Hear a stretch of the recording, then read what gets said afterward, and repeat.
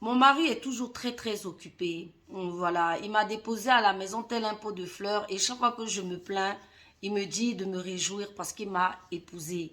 Story time d'une abonnée. On va parler de ça. Vous voyez les filles, ça ce sont des types de manipulation. Ça c'est une grosse manipulation. Donc sous prétexte que monsieur t'a épousé, il se donne le droit de t'abandonner elle-même comme elle le dit, tel un pot de fleurs. Et voilà, et quand tu lui parles, il se fâche et il te dit, bah écoute, sois heureuse que je t'ai épousée. Attends.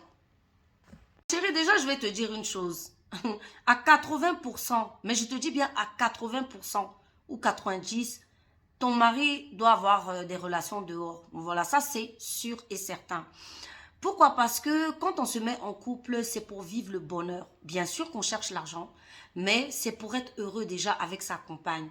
Donc, à partir du moment où ta compagne se plaint d'un de tes comportements, au lieu de te remettre en question, tu te fâches et tu lui dis va te faire foutre, il y a un problème. Chérie, fuyez ce genre d'hommes. Les gens d'hommes qui ne se remettent pas en question, qui passent son temps à vous dire oh tu te plains, non. Parce qu'ils minimisent en fait ce que tu ressens. Donc ce n'est pas bon. Il ne faut jamais accepter ça, bien évidemment. Donc qu'est-ce qu'il faut faire? C'est simple. Tu tapes du poing sur la table, tu lui dis non. Bien sûr que tu es occupé, ça c'est toi qui vois, c'est ta vie.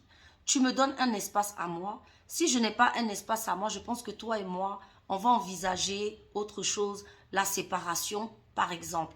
Ne te laisse pas faire, ma chérie, et fais comme je te dis. Voyez, mes chéris, et beaucoup de femmes vivent ça. Ça, c'est la première manipulation qui va faire que tu vas vivre des années de cauchemar. Ça arrive comme ça déjà, comme un ouais. Ça te signale. C'est pour t'expliquer que tes 15 prochaines années seront cauchemardesques. Donc, si tu ne peux pas t'imposer, et tu vas voir, et je te le dis, hein, dans 60% des cas, il va te dire demande le divorce. Parce qu'en fait, ce n'est pas une femme qui cherche. En tout cas, ce n'est pas toi.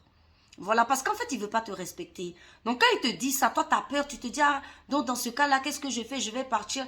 Mais en fait, c'est que il ne veut pas te respecter. S'il ne se remet pas en cause, c'est qu'il ne veut pas te respecter. Et tu verras que si tu essayes de discuter, à 60%, il va te laisser partir.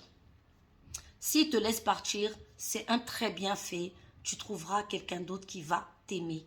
Voilà le genre de choses à ne jamais accepter. Prends soin de toi.